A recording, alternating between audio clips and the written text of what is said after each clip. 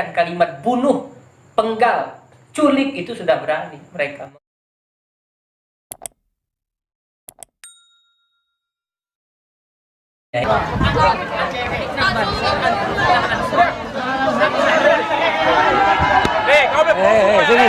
Sini. Saudara, mas. Diam. Jangan. Bawa sini. Bawa sini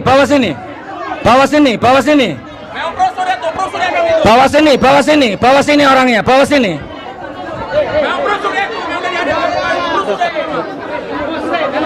Bawa sini. Sini.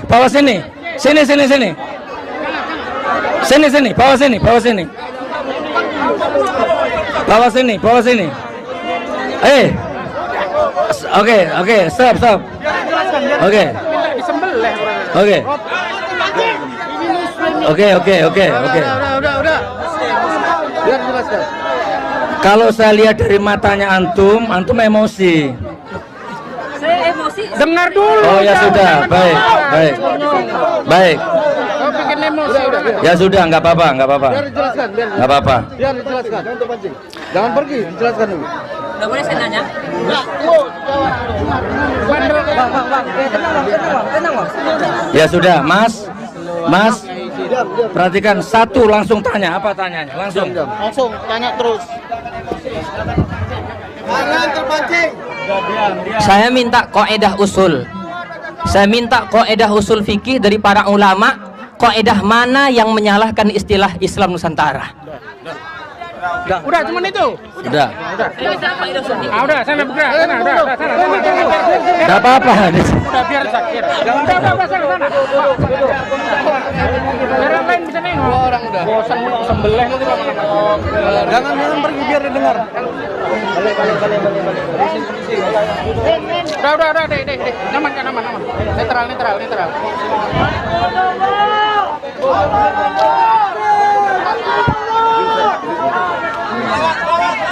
Salatullah, salamullah ala taha rasulillah. Salatullah, salamullah ala yasin habibillah. Sudah, saudaraku, saya jawab pertanyaannya. Assalamualaikum kepada seluruh saudara-saudara kami. Mari kita tertib, yang berdiri kami harapkan dengan amat sangat untuk sama-sama kita duduk dulu. Yuk, kita duduk dulu. Setuju untuk duduk? Ayo duduk dulu kita. Sebelum dijawab sama guru kita, duduk dulu kita. Hanya ada satu orang yang berdiri, yaitu guru kita dan juga tim pengamanan. Udah, kita duduk semua, termasuk juga saya. Setuju? Udah, ayo duduk. Kontak. Oh iya. Oke, saudaraku, saya tarik beberapa poin ya. Poin pertama, tadi beliau sempat nyeletik sedikit. Saya dengar Gus Nur juga nggak bisa kitab. Saya akui, saya mantan maling, mantan bajingan, mantan preman, nggak pernah mondok. Saya dapat hidayah ketika saya sudah punya anak, masih umur 2 tahun, lapar-laparnya, haus-hausnya, nggak punya uang. Saya dapat hidayah ketika sudah nikah. Masalah mondok nggak mondok itu takdir mubrom saya. Kalau saya boleh milih, ya Allah, lahirkan aku jadi anaknya Zainuddin MZ. Kalau boleh milih. Saya mantan maling, mantan bajingan. Saya nggak ngerti kitab. Mau kitab kuning, kitab gondol, saya nggak ngerti. Emang gue pikirin. Yang penting saya bermanfaat untuk orang lain.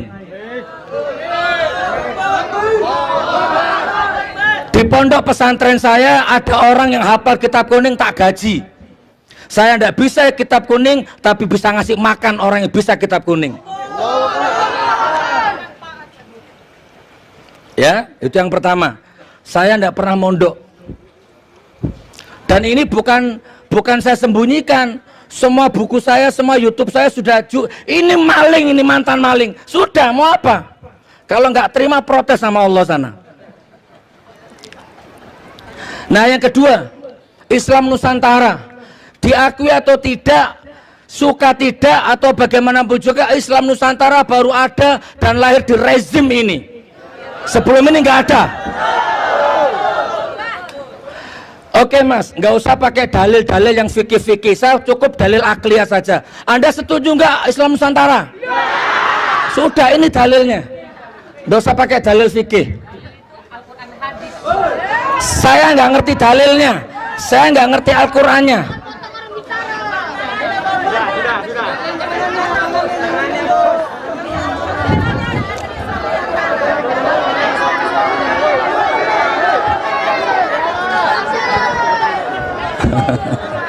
Sudah. Ayo. Sabar.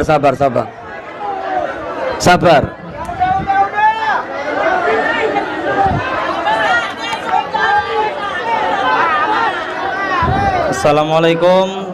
Sekali lagi ikhwah sekali lagi, jika ada yang melakukan provokasi berarti dia kecebong. Pada tahun 40 Hijriah, tepatnya di bulan Ramadan, Sayyidina Ali karramallahu wajhah dibunuh. Dibunuh bukan oleh orang kafir, bukan oleh orang Yahudi, bukan oleh orang Nasrani, tetapi dibunuh oleh seorang yang rajin ibadah, seorang abid, seorang yang rajin qiyamul lail, rajin berpuasa, hafid Quran, hafal Quran, rajin membaca Al-Quran, tetapi Al-Quran tidak sampai ke hatinya, hanya sampai ke tenggorokannya. Kenapa Sayyidina Ali terbunuh?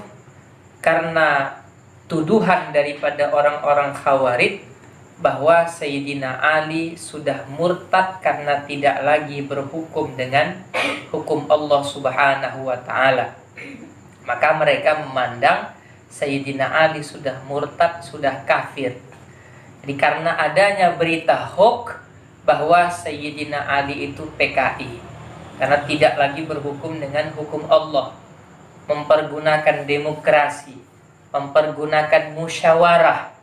Untuk itulah kemudian Abdurrahman bin Muljam membunuh Sayyidina Ali karramallahu wajhah. Inilah kesalahan mereka di dalam memahami ayat-ayat Al-Quran. Termasuk pada masa itu ayat yang digunakan adalah wa man lam yahkum bima anzalallah faulaika humul kafirun. Siapa saja yang tidak berhukum dengan hukum Allah, maka mereka telah kafir. Dan bagi mereka orang Islam yang sudah kafir, yang sudah murtad keluar daripada agama Islam, hukumnya wajib dibunuh. Termasuk ya menantu daripada baginda Nabi Sallallahu Alaihi Wasallam, suami dari putri kesayangan Nabi Sallallahu Alaihi Wasallam, yakni Khalifah keempat Sayyidina Ali, suami dari Sayyidah Fatimah. Jadi sangat luar biasa pemikiran orang-orang Khawarij ini. Nah sekarang itu masih banyak turunan-turunannya Abdurrahman bin Muljam yang membunuh Sayyidina Ali karramallahu wajhah. Turunan-turunannya sekarang banyak. Turunan-turunan orang-orang yang memiliki pemikiran yang sama dengan Abdurrahman bin Muljam, yang sedikit-sedikit ceramah bunuh, sedikit-sedikit ceramah penggal. Termasuk saya juga menjadi korban ketika saya di hadapan Pak Sugi Nur itu ada terdengar teriakan-teriakan penggal, bunuh, dan lain sebagainya. Ini sekarang sudah mulai tersebar. Demo, bunuh saja, penggal saja. Ya, jadi orang-orang Islam yang tidak sejalan pemikirannya dengan dia kemudian dikafirkan. Dan setelah dikafirkan ada pemikiran ya, di kepala mereka untuk membunuh orang yang mereka kafirkan. Dan ini bukan ciri daripada umat baginda Nabi Sallallahu Alaihi Wasallam. Karena ciri daripada umat baginda Nabi Sallallahu Alaihi Wasallam, ciri daripada ahlus sunnah wal jamaah itu adalah la yukaffiru ba'duhum ba'dha, tidak memiliki pemikiran atau tidak memiliki hobi saling kafir mengkafirkan. Jadi walaupun terjadi perbedaan, tidak kemudian saya mengkafirkan si fulan yang agamanya masih Islam, atau si fulan mengkafirkan saya, tidak memiliki pemikiran seperti itu. Ini ciri-ciri daripada ahlus sunnah wal jamaah. Walaupun antara al-imam Muhammad bin Idris Asy-Syafi'i berbeda dengan pemikiran muridnya al-imam Ahmad bin Hanbal, kemudian tidak menjadikan pengikutnya Imam Syafi'i mengkafirkan pengikutnya Imam Ahmad bin Hanbal. Atau ada perbedaan antara Imam Syafi'i dengan gurunya Imam Malik, tidak kemudian memiliki pemikiran saling mengkafirkan antara murid Imam Syafi'i mengkafirkan murid Imam Malik, atau murid Imam Malik mengkafirkan muridnya Imam Asy-Syafi'i. Inilah ahlus sunnah wal jamaah, atau wajahnya ahlus sunnah wal jamaah. Karena kalau kita pikir-pikir ya, Sayyidina Ali itu dinikahkan dengan orang yang paling disayang oleh baginda Nabi, putri kesayangannya baginda Nabi.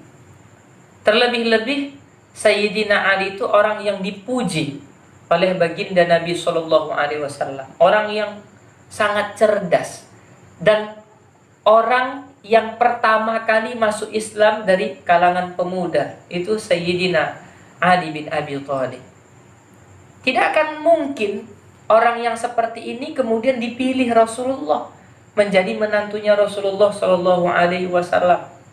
Kalau kemudian ya dia melanggar perintah Rasulullah atau melanggar perintah Allah Subhanahu Wa Taala, seolah-olah Khawarij ini, si Abdurrahman bin Muljam ini lebih paham hukum Allah daripada Sayyidina Ali, orang yang cerdas ini.